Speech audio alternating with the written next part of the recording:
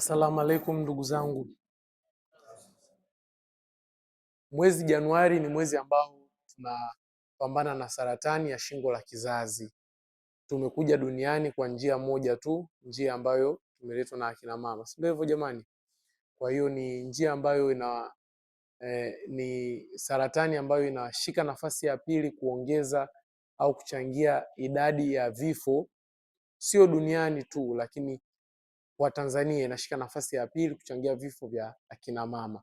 Kwa hiyo tunajishughulisha na elimu hususan kwa mwezi mzima huu wa Januari, si ndio hivyo jamani?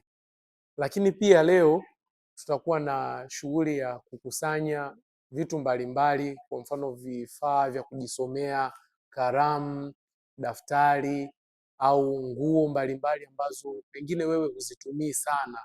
Kwa unaweza ukafika nazo pale saa 2 usiku Doni Mlelwa.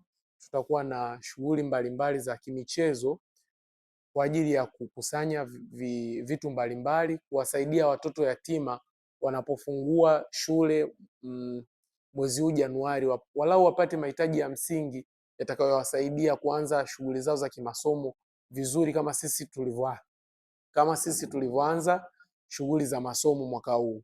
Nawakaribisha sana jamani, namna tulivyojitokeza hivi, tukijitokeza pia kwenye shughuli za kuwasaidia hawa watoto yatima ni ibada pia, si ndio hivyo jamani?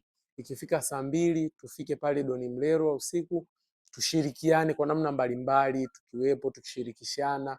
Beba chochote ulichonacho kutoka huko bwenini ambacho hukitumii sana au kwako yani kipo kwa wingi. Kwa mfano kalamu unazo 2, unazo 3, fika nazo hata 1, 2. Daftari pengine unaona unaweza kununua 300, 500, ili Jumapili au Jumatatu, sana sana Jumapili, tuungane kwa pamoja tuwapelekee wadogo zetu watoto yatima pale kituo cha Mkorosho Haramu. Nawashukuru sana jamani, nashukuru sana kwa kupata nafasi hii ya kushiriki mawaidha mazuri. Nimejifunza na ni sehemu ya sisi kuishi ili kuhakikisha kwamba dunia ambapo tunaishi ni sehemu salama ya kuendelea kukaa, si ndio hivyo? Mawaidha ya kiimani yanazidi kutujenga kuendelea kuishi kwa amani duniani, si ndio hivyo jamani? Nawatakia mchana mwema na nawashukuru sana sana sana kwa kunisikiliza.